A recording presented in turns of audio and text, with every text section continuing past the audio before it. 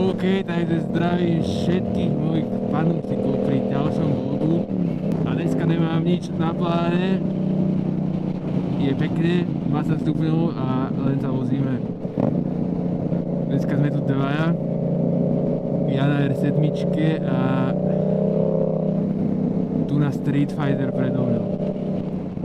A ideme zistiť, čo je rýchlejšie. 70 koní alebo 170 koní. Alebo koľko to má, neviem, ale tak nejak si myslím.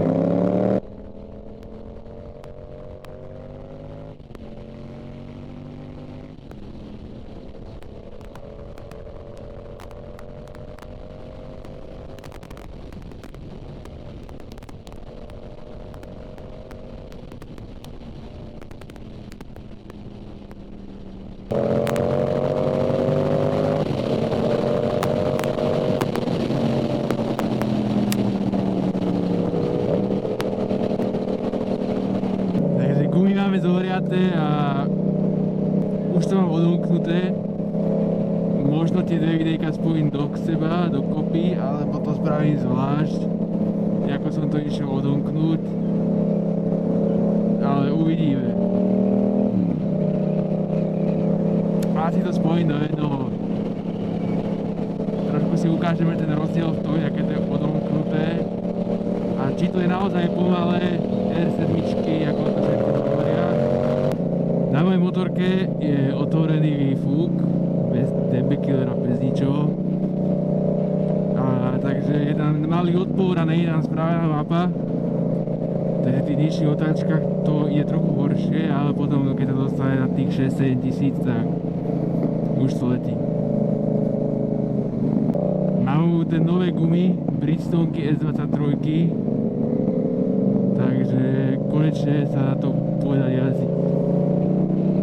Lebo tie, čo som dával predtým, to bolo strašné. Keď som mal tých 35 kW ešte zamknutú, tak som s tým jazdil tiež a to ma musel čakávať akože dosť. To neťahalo, to do 6000 išlo a na 6000 to umrelo, tá motorka. Takže určite to na nejaké klasické normálne jazdenie to úplne ako bohato stačilo, ale takto s niekým rýchlejším, keď idem, tak to bolo málo. Takže som sa odomknúť a je to aj lepšie podľa mňa, ako tam zase rozdiel nejaký extrémny není, až v tých vyšších otáčkach teda, no.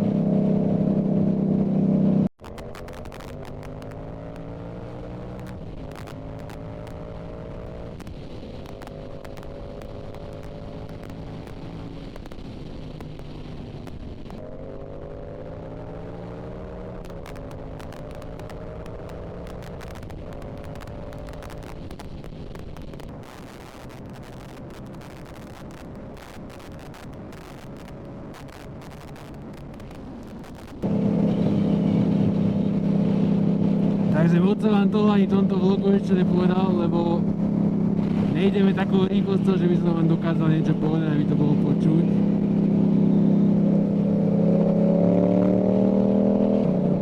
Takže musíme dodať, že pomaličky, nejakých 40, aby bolo niečo počuť.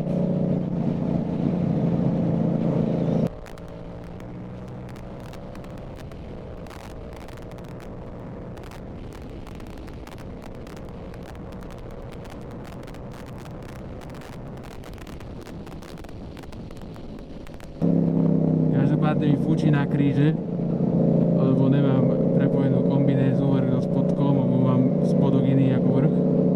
Ale už je to ako v priebehu riešenia, už asi 2 mesiace to zháňam ten vrch tomu spodku. Zatiaľ neúspešne, ale hádam, že keď ja chcel RSTčko, nie. Hoci ktorá značka na oblečenie, keď ja chcela sponzorovať, tak potrebujem kombinézu. Vlastne nemusí to byť značka oblečenia, značka hocičoho na motorku, keď ja chce niekto zasponzorovať, chce spraviť promo napríklad takej sedánky, nejaké custom zase na šutri. A tak.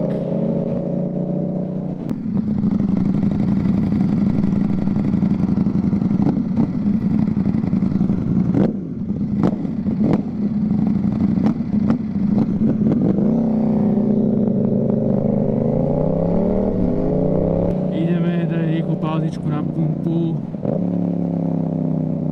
Lebo asi mu to veľa žere.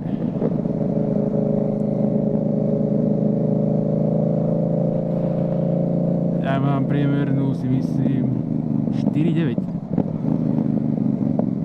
4,9. Dlhodobo. Mohol som sa akože dneska vyresetovať, ale bojím sa toho, že by to 4,9 zrovna nebolo. Ježiš, čo tu máme? Ja vždy, keď som takto, tak natrafím na volačo takéto zaujímavé. RS6. Oho. M3, RS6. A čo tu ešte máme?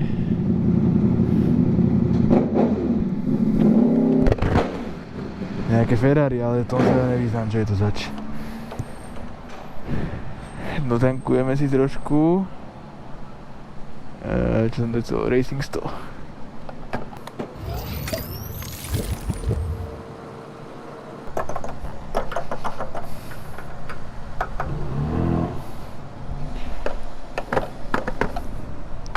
Viem, že v Prievidzi bol nejaký zraz, takže možno idú odtiaľ.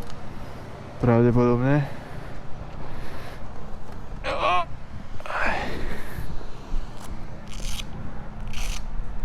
Kokos.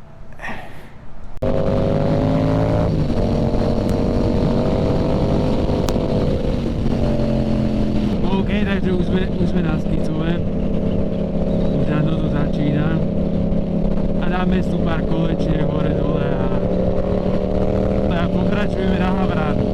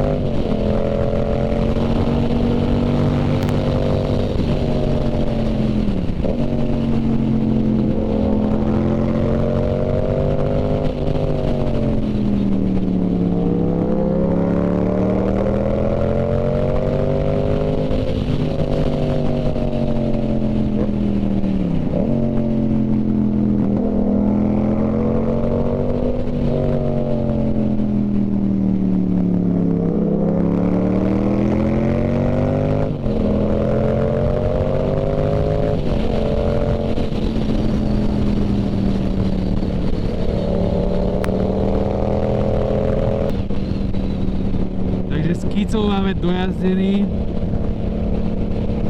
Pretankoval som tak 1 000 000 € dneska, ale ako pohode o to je horšie na tých Ducati. Tankuj dvakrát toľko, čo ja.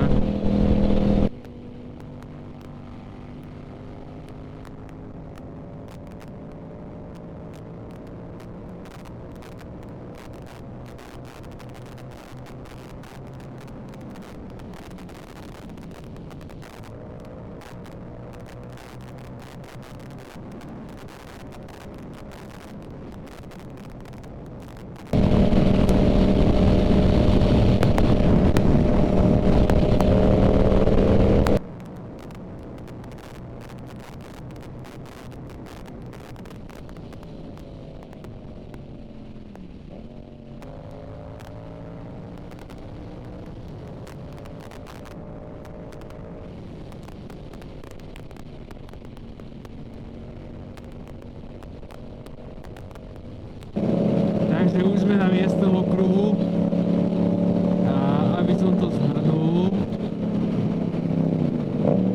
tak môj osobný názor je, že odomknutá R7 je úplne dostačujúca motorka na takéto vozenie. Aj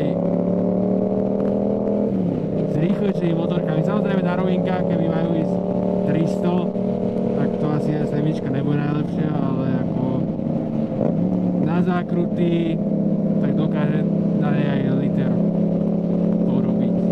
600 kúfe v pohode v zákrutách.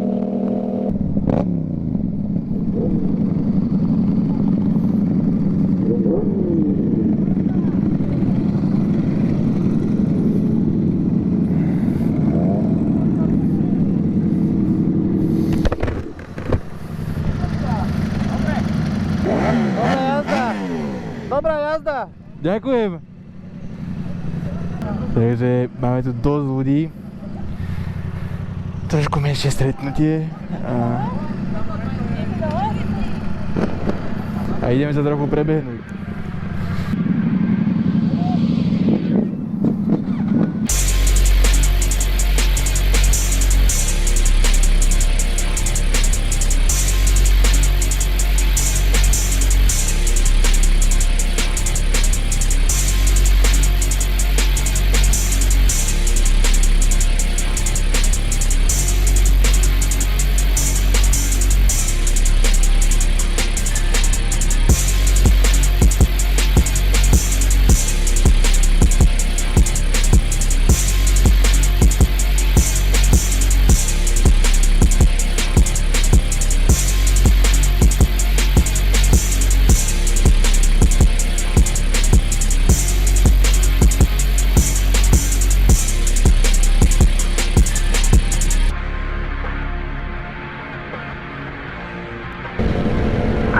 Attention all units. Status elevated on chase to condition 10. This is not a drill. We are at condition